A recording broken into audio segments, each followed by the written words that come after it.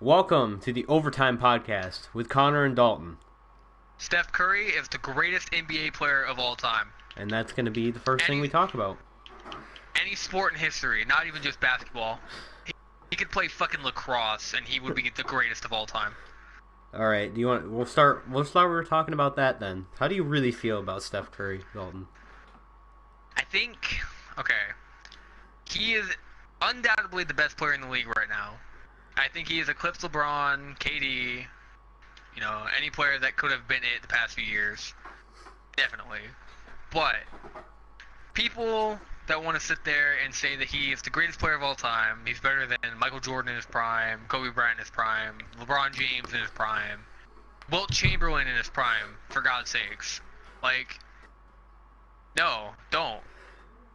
Do you want to talk about how fun it is when you watch him too? Oh, it's real fun. Okay. So I'm a Lakers fan, right? So I can see a lot of the Golden State Warriors. There's a game after the All-Star break where we played the Golden State Warriors and we beat them by 18 points because I'm pretty sure Steph Curry shot 5 for 20 or something stupid and 2 from 3, right? And down by only 10 at the start of the fourth quarter, 3 straight possessions, Steph Curry decides he wants to dribble down the floor while being double teamed and shoot a half-court three-point shot like he tends to do. And the game ended up, they lost by 18 points because the entire team shot a collective, I think it was 5 for 25 from three-pointers. But constantly, they'll be down, they'll be up, it doesn't matter. He'll run down the court and shoot a contested half-court three. And he doesn't make them as much as ESPN or, a Steph Curry fan would like you to think. He doesn't shoot 80% from 3 points, It's bad. It's really bad. I'm sick of seeing it. Are you done airing it out, or do you have more? No, I'm good. And now that we're done airing out our Steph Curry grievances, mostly you talking about how you hate him, we can move on to the actual topics that we had. All right, you don't Steph Curry. You don't like the culture of Steph Curry. How about that? That's probably a better way to say it. I will openly admit he is the best player in the league right now. But go on. All right, we can talk about the things that we actually wanted to seriously talk about during this podcast. We can start with the rookie rankings. Now, you can take a little bit to talk about D'Angelo Russell because you have seen the most of him firsthand out of any of the rookies. I'm pretty sure, anyway. I watch a lot of Lakers games, so I'm pretty happy. It's his first season. He's coming into a team that's god-awful. And he's definitely handling it well. You could tell in the beginning of the season when he wasn't starting, he was pretty upset, and justifiably so, because it made no sense to Stu Williams at point guard. It's the lost season. It should be nothing but Kobe's farewell and the rookies and Julius Randle developing. And Jordan Clarkson, who's I think he meant by rookie, the young guys. Yeah, I forgot that he's a second-year player. Honestly, I don't think he's going to get any better. I think Jordan Clarkson is as good as he's going to get. Yeah, he's like a 15-point guy who's going to shoot 45, 35, roughly. Or 44, I guess he's shooting now. Yeah, I'd say really roughly. He's been shooting very streakily lately, but... It's fair to say that Russell's had two halves to the season, though. This Definitely. First half where he was really weak, and then kind of since the All-Star break, and he's in the starting lineup, and I think he had a 30-point game that one night. Or 25 or something. I think he scored above 25 points 3 times this season. Yeah, I think he had a 30 or 40-point game at one point against a really awful team. I think it was Phoenix. He did not too long ago. That's the opposite of Porzingis, who I've gotten to see the most of. Who started out whenever the team was in the beginning of the season when the team was doing really good, around 500, chasing that playoff spot, he was really good, and then the whole 8-game losing streak happened, and he was just not the same. It's definitely been not a fun second half of the season to watch, anyway. But have the Lakers been better since Russell's surge, or they've been roughly the same? I haven't even really paid attention. We've been roughly the same, just because I mean the team's not that good, Yeah. and Kobe doesn't play a lot of games, and most of the games we win is when he does play. Yeah. So And when he plays well, that's another thing entirely. the funny thing is, actually, I'm pretty sure when he scores above 20 points, we lose every game. Well, there was that one night where he shot like 14 to 18 against the Wizards, and like he did really good. Yeah, I think he had like 28 points Yeah. that game and shot was like- really, really well. And there was another game against the Cavs, wasn't it, where you almost won or did win or something? Something Yeah, like that. the game we played, the last game they played against the Cavs, it was a really good game up until the fourth quarter when Kobe sat. But Kobe, he played really well. Even when LeBron James was covering him, he played really well. But they decided they wanted to put J.R. Smith on him, and J.R. Smith's Yeah. never been able to guard Kobe.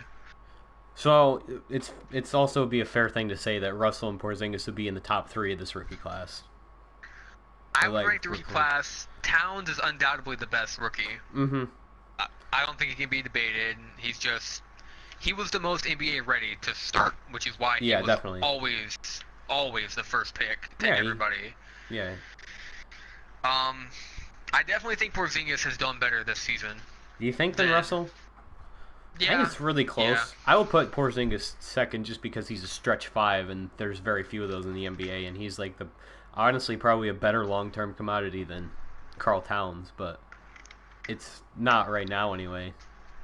I would put him at second just because he does everything so well. Yeah. He's good offensively, he's good defensively, he rebounds the ball, he runs the floor. Yeah. Who's your 4-5? This is what I'm more interested in than anything else. Oh God. Like, Okafor's played okay this season, but Here- did he get hurt? Yeah, here's my 4-5. Okafor's not in it. My 4-5 would be Devin Booker and Justice Winslow.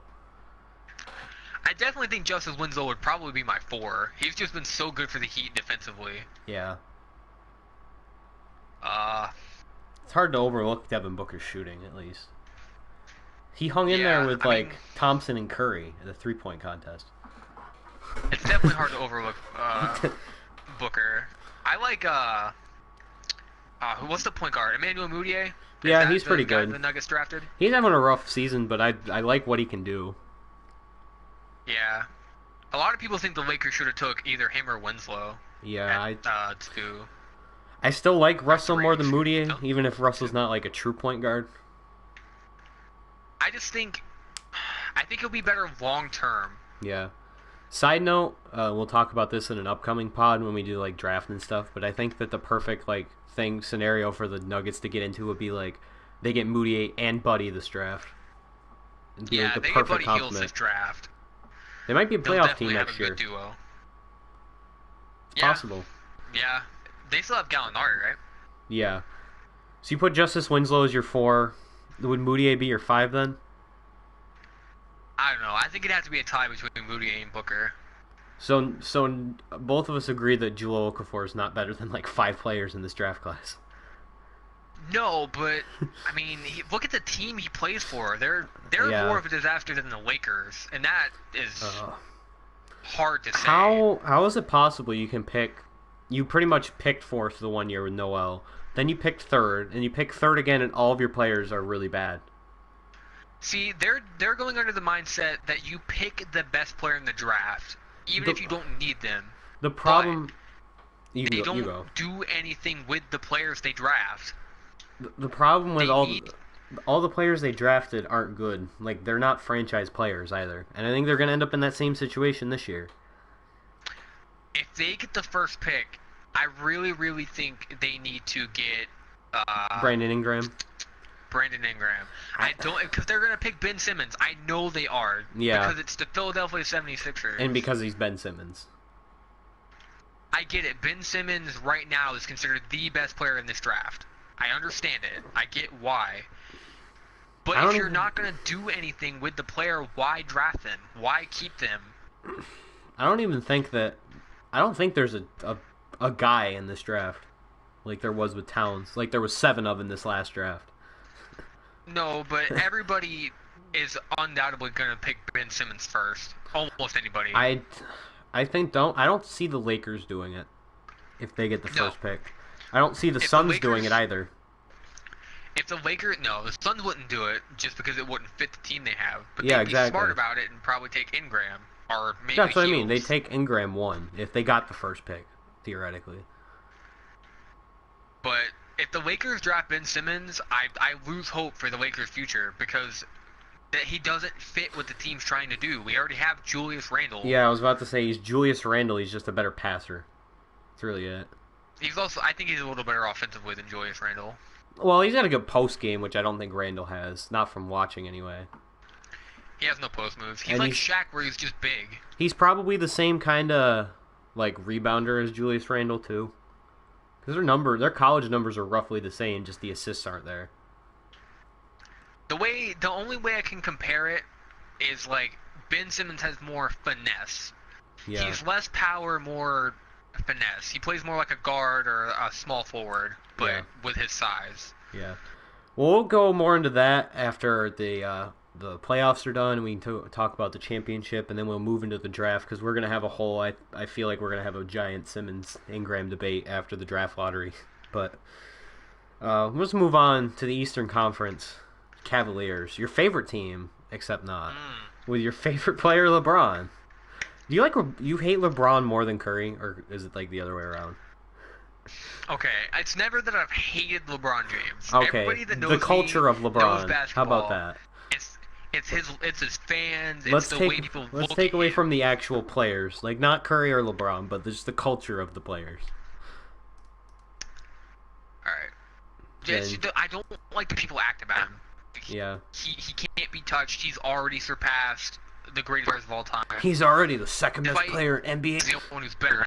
I don't think he's that much better. Yeah, you're right. If you're ESPN, LeBron James is better than anybody ever. Mm-hmm. But no, he's a fantastic player, and if I was ever going to start a team, he'd probably be in the top 10, 15 players of all time that I'd start a team with, definitely. But the thing is, there are probably 14 to 9 other players I'd take somewhere in there over him. I'm scared of his team. His team's not good. Like no, all their moves just confuse me. Like they got Channing Frye at the trade deadline when they have Kevin Love, who can't do the things that Channing Frye, or hasn't worked doing the things that Channing Frye does for them. Like they're the same. See, the Channing same from Frye, that. for some reason, fits in this team better than Kevin Love has. Because they're actually getting him the shots that he's good at making, which they haven't done for Kevin Love. I don't know. The fact that they didn't trade Kevin Love at the deadline just blows my mind. Because I guarantee you, if they had called the New York Knicks and been like, hey, we will give you picks and Kevin Love for Carmelo Anthony, I guarantee you Phil Jackson would have done it. I don't think Melo wants to leave. As weird as it sounds. We'll talk about that later, but... Yeah, but... You can finish your summary now, though. They did the same thing. Yeah. They did the same thing I thought the Bulls should have done but didn't. Where they should have traded that power forward that they have because it's not doing them any good. They're not using him. They need something different. And... Because they're not going to go anywhere in the playoffs with Kevin Love. If they get anywhere in these playoffs, which I think there's a good chance they might not, considering the East is really good this year. Yeah. They're not going to do it with Kevin Love. I don't think the playoffs are going to be as easy as everyone else. Everyone else is like, oh yeah, the Cavs are going to storm to the NBA Finals. And then the second half, it's like, oh, the Cavs and the Raptors in the Eastern Conference. But I don't know if the Raptors are that good. Overlooking the Miami Heat this year. I think they have Joe Johnson. I think the Celtics have a chance, too, if they get hot for, like, a few games in a row. Yeah, but the thing is that Isaiah Thomas has to play well. Also, there's another team that's sneakily been really good since the... You want to guess who the best defensive team since the All-Star game has been? Isn't it the Hornets? No, it's the Atlanta Hawks. Oh, who really? are also second in the league this year after the San Antonio Spurs. They've been good for the past, 3 years, but they always choke in the playoffs somehow. Yeah, it'll be really interesting, especially since the difference between them and the 6-seeded Hornets is a game and a half. And actually, technically, it's only one game because there's only one loss by the Hornets. But I think people need to look out for the Hornets with the way they've been playing after the All-Star break. I don't think it's entirely inconceivable that every bottom seed wins in the East. No, no, If no, the no. Pistons stay in the playoffs and the Bulls don't make it back in, if the Bulls make it back in, then the Cavs would win the first round. Yeah, the Pistons have a good matchup with Yeah, them. the Pistons have beat the Cavs twice, I think, at least once. I know they beat them on Cleveland's floor. Pretty sure they beat them again I don't too. know. But The Cleveland Cavaliers are not safe this year, like they I were don't. Yeah, last year. I don't. Yeah, I don't think it's going to be as easy as it was last year. I think last year actually being the second seed was the best thing for them. Yeah, because it made their road easier. Yeah, like if they played the Nets in the playoffs, there's a good chance they might have lost. I think they got a better path to the playoffs. If they had met with the Nets, they wouldn't. They would have had problems dealing with Brook Lopez. The second round, the Wizards would have been really big against them too. It would have been like a Wizards Hawks conference final.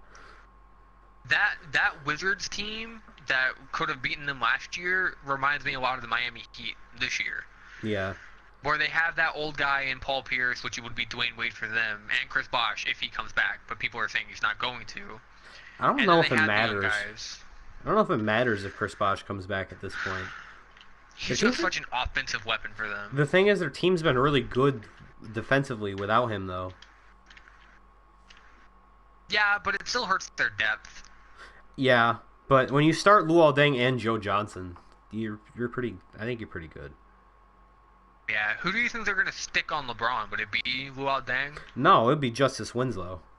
They're gonna. I think they're gonna start Justice Winslow in the playoffs. I think he's going to have a hard time guarding LeBron for 4+ games. I don't. I'm really high on Justice Winslow's defense. I think he's an awful offensive player, but I think he's already one of the best defensive players in the NBA. He came out like Kawhi did, where he's like immediately like an excellent defender. Yeah, I guess the reason he would have a easier time than Kawhi would is because Kawhi's needed on offense, just as Winslow isn't. Yeah, So he can slack off on offense. No, him right now is like Kawhi at like his first 2 years in the league before that finals where he missed those 2 free throws. Yeah, like that makes more sense now that I think about it. Those first 2 years. He'll either end up. What are the good matchups? He's either going to end up. Winslow's either going to end up exactly like Kawhi Leonard, or he's just going to be Kawhi Leonard without the jumper. Because he's either going to get a jump shot or he won't. That's just how it is with those guys. He's going to have a place in the league either way, but... Yeah. I mean, I'm trying to think of a really good shooter that the Miami Heat could bring in to help him shoot. The thing is, they have Gerald Green, though. A lot of their guys on their bench could swing playoff series, though. Like, remember the one year when, like, J.R. Smith got hot for the Knicks in the first round, and, like... until he got suspended, and then they lost 2 games. But it's neither here nor there. They have the guys like Gerald Green, Josh Richardson, guys who can make... The playoffs are generally about hitting that fence hot.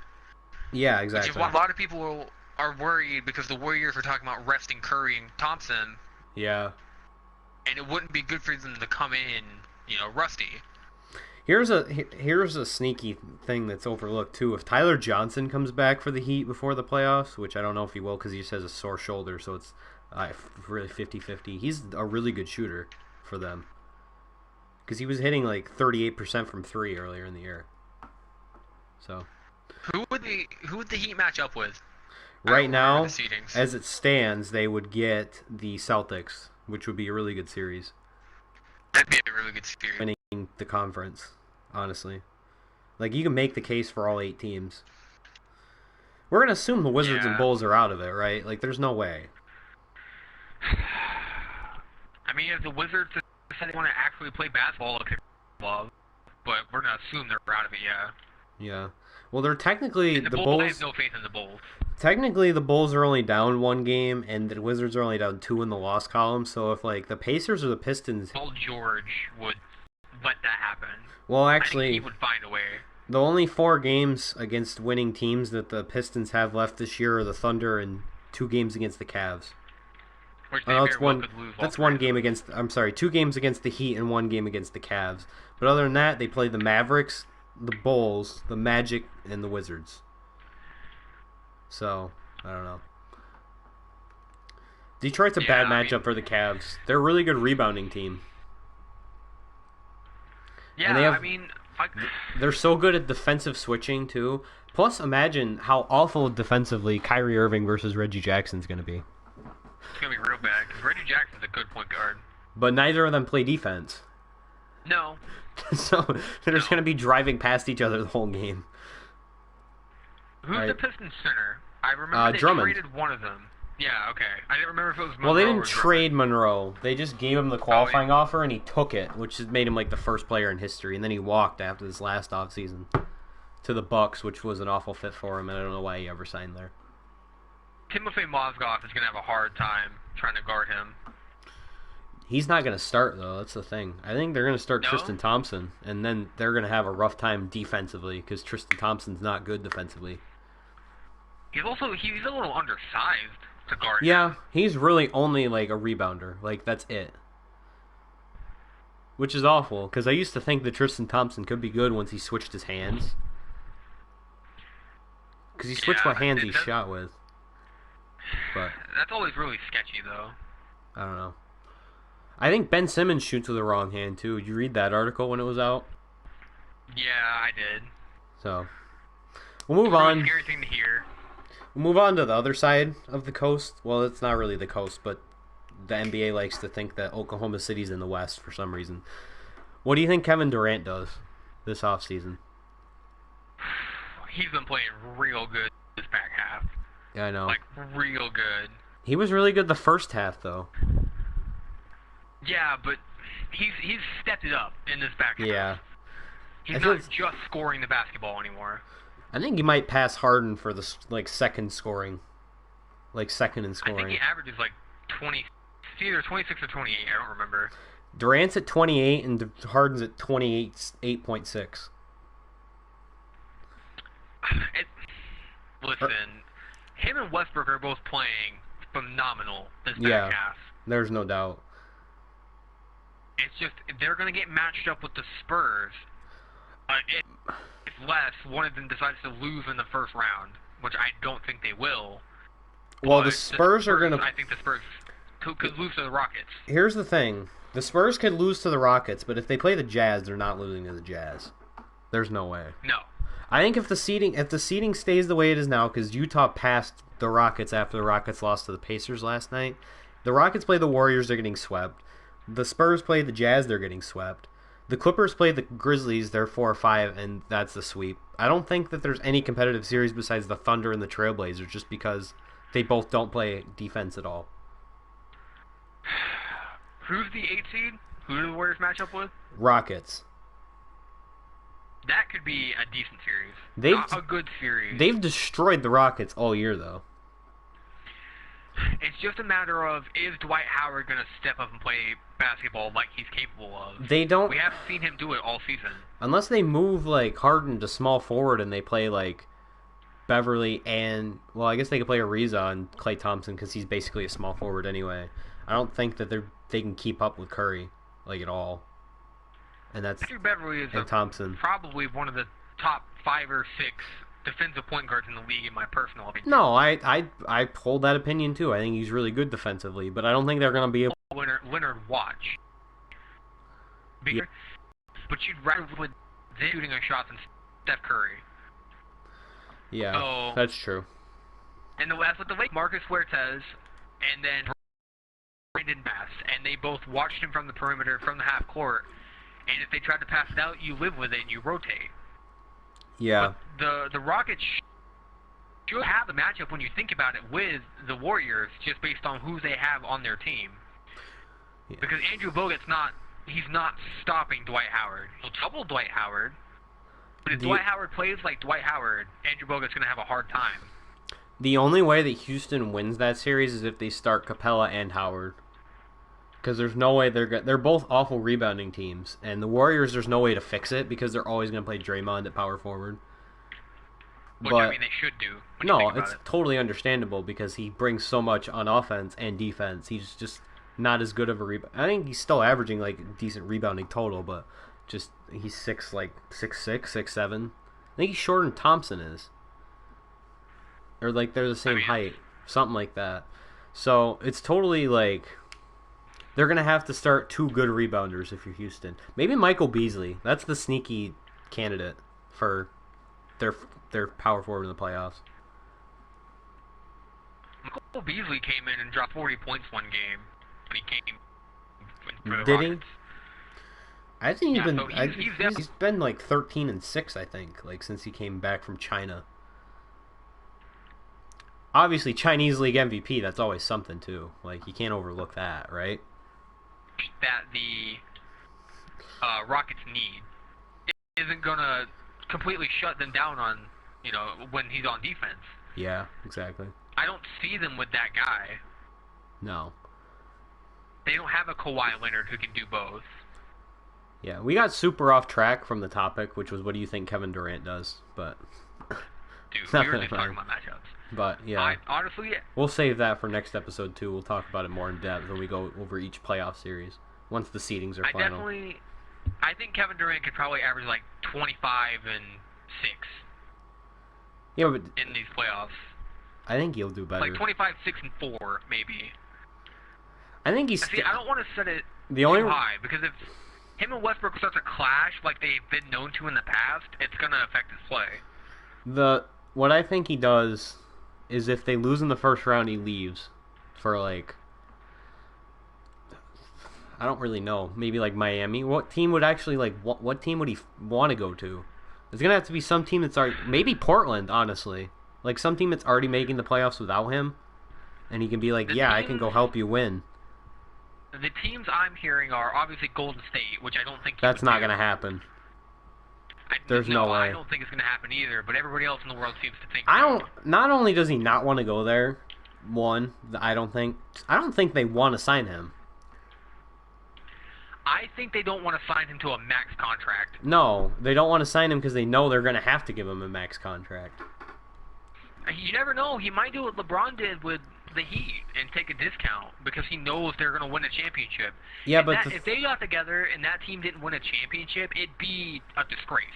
But LeBron went there to win a championship because the team wasn't already good. Like, the Warriors are already, like, gonna end up the best single-season team in NBA history, record-wise. But I think it's a bad fit if he goes to Golden State. I don't think they want Durant. I just don't. Then you're hearing the other two teams I'm hearing, you and I are both liking this, is the Knicks and the Lakers, which when you think about it, doesn't make a whole lot of sense either way, because you're not going to win with teams. I think how the Knicks make sense because if you can get like some sort of team to like take Robin Lopez's contract as like a salary dump, and you also give up like a second round pick or some minute asset, you can play like Porzingis at the 5. Durant's playing like, and Durant and Melo are playing forward, and they're basically running the offense, and then you just get 2 good defenders for the backcourt, like D and 3 guys. It doesn't make the most sense, but it's something at least. The only way I see him coming to the Lakers is if he really, really, really likes who we pick. Actually, I just figured it out. The way D'Angelo... What? You know how he goes to the Lakers? How? If they pick Ben Simmons, not Brandon Ingram. That's just so risky. Unless he signs... unless he's like, look, if you pick Ben Simmons, I will come to the Lakers. I wouldn't do it if I'm the Lakers. I think that's the only way that he goes to the Lakers is if they draft Ben Simmons. If they draft Ingram, he's not going to go because he sees himself in Ingram, basically.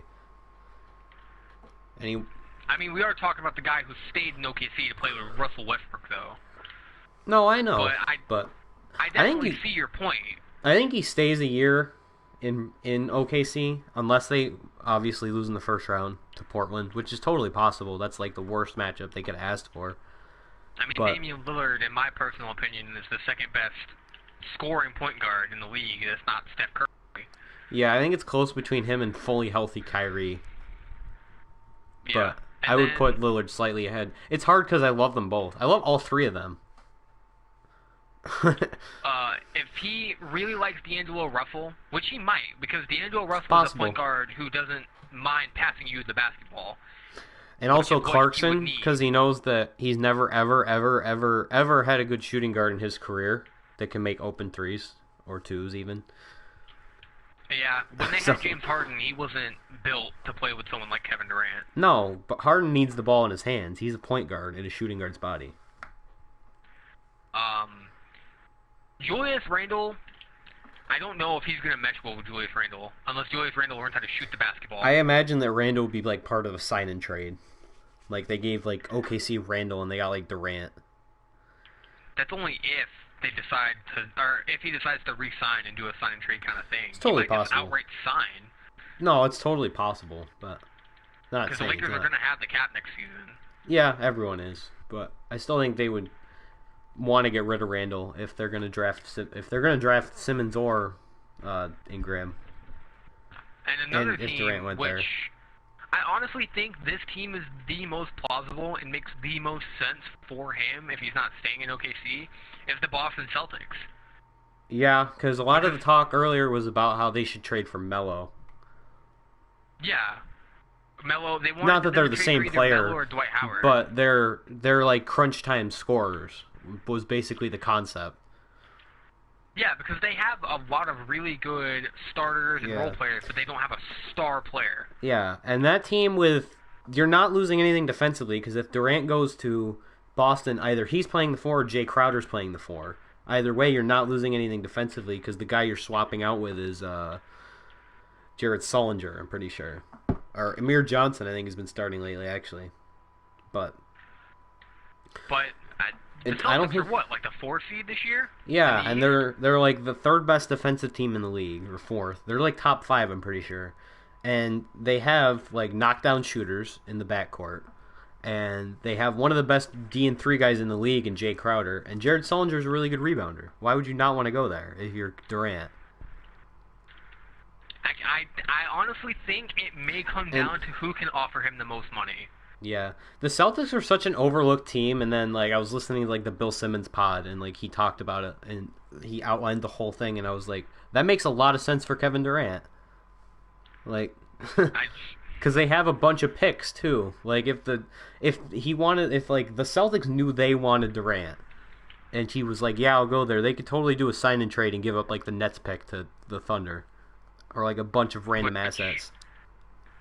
To guaranteed get Durant. Because the Thunder know that if Kevin Durant leaves, Westbrook's going to leave. Mm-hmm. If he doesn't... Actually... There's no reason for Westbrook to stay. I think... Here's my thing. Unless Westbrook really wants to go to the Lakers, which I don't think he would with all the guards they have now, I think Westbrook would be more inclined to stay if Durant didn't, because he could be the scoring guy like he was last year and not ever pass the ball ever. He also saw that they weren't going to win games like that. They didn't make the playoffs. Do you think that he cares more about winning or being the guy? I definitely think he cares more about winning. Because I think it's kind of 50-50. When they lost that finals, he played well in the finals, but they lost that finals, and you can tell he was not happy about it. Yeah, he was their best player on that team, like in the finals. Not on the whole team, but he played the best out of that group in the finals. He played the most consistent. Kevin Durant had, I think, 2 of his games he scored 40 points. Yeah, but the other 2 he got destroyed by LeBron. And he only scored, in those 40-point games, most of his points came when LeBron wasn't on the floor. That's something you can't really forget. Dude, I just can't wait for the Warriors to sweep everybody and make the finals, and then sweep whoever comes out of the East, and then become the greatest team of all time. You're right. I want you to give your Kobe Bryant retirement tour essay, I guess, off the top of your head. Do you want... Not like a literal essay. The Lakers fan in me or the Kobe fan in me? Which one do you prefer? The Lakers fan in you will probably be super angry. The Kobe fan in you will probably just be super sad. No. Okay, I'll give you both. You know what? I'll give you the 2 for 1. Start with the Lakers one and then go with the Kobe one, because the Kobe one will be a better ender than the other one. We started real salty. We're gonna end it real salty. No, you're gonna do with this. Okay, you lay out your plan then. Okay, so going into this season. Wait, is this Lakers fan or? Oh, this is Lakers fan. Oh, okay. This is as a Lakers fan. As a Lakers fan, going into the season, you're looking at you have a second pick in the draft. You just got the 3rd pick, and you stole somebody was it late in the 1st round or 2nd round? Jordan Clarkson. Oh, I thought you were talking about Larry Nance. Jordan Clarkson was 36 last year, so second round. Okay. Team's looking pretty good for what you have. You have Nick Young, who played pretty well last season and the season before. You lost Pau Gasol. You deal with it. Okay. Mm-hmm. So come That's been draft 2 comes years around. now. Yeah, that's what I'm saying. Yeah. This draft comes around, and you pick in my personal opinion, the best player you could have picked. I wanted D'Angelo Russell. I did too. If we were going to get Karl Anthony Towns, because there's a lot of talk that Okafor was going to get picked first. That would have been so bad. I'm glad that the Timberwolves picked Towns. No, That team, that's the best fit for him. that team is so much. Team in like a year. That team is so much more interesting with him. But okay, so and then you get Larry Nance, who I've heard of his father obviously, but didn't know too much about him. You want to know who else you got that is not really brought up ever? Is Anthony Brown, who's a really good D&3 guy when he played for you. Yeah, I think he got hurt. Yeah, now he is, but still. He was. They've been really good at drafting like late first round, early second round, almost better than early on. Yeah, like you draft fantastic 2 straight years. You have Kobe coming back, right? You're looking at LaMarcus Aldridge and Marc Gasol and people like Monte Ellis who you could get in free agency. And unfortunately, LaMarcus Aldridge cock-teased us and said, I'm really thinking about the Lakers, and then decided to go with the Spurs. To be fair, Kupchak fucked it up when he was like, yeah, the city of LA is really great when LaMarcus just wants like a ring. Like, that's really it. Oh, you said you really like Brandon Bass. I really like Brandon Bass too. I think he's really good. I just think the Lakers had all the pieces to make the playoffs, but Byron Scott, I don't think he coached the way he should have. I don't think the lineups were what they should have been. I don't think Kobe should have played small forward. That was an awful idea. I don't know. It's just really bad. Like, this dude's been on your team for 20 years. Only requested a trade twice. Can you blame him though? The No, team was they were really awful. After Shaq, and sometimes during Shaq. I don't think he wanted to play with Shaq. I just think Shaq's a dick. Like, when he played anyway. Maybe not now. He seems like a nice guy now, but he wanted the ball. Kobe wanted the ball. I mean, can you blame him? The dude turned out to be one of the top, in my personal opinion, top 5 players of all time. He's green, whatever order you want to put him in. Maybe Bill Russell. I definitely agree with that. I don't have a lot of stock in Bill Russell, just because his team was really good. And also, the 1-8. Don't forget, the thing that sways me, though, most about Bill Russell is the fact that there's no block numbers from back then, and I still feel like Wilt's are better than Bill Russell's were. Yeah, I mean, that's definitely a valid thing. I don't want to... Oh, my God. There was, like... I was watching a documentary one time. This is way off topic, but I love Wilt Chamberlain. I was watching a documentary one time where it said, like, one of his coaches counted one night to see how many blocks he had, and the total was 22. That is a lot. You got to remember, though, he was the most dominant player in NBA history, like, of his time, considering his era, though. Yeah. Like, there was no kid. And then you're going to let him... He's only lost 1 finals. That's weird. It seems like he's played in more.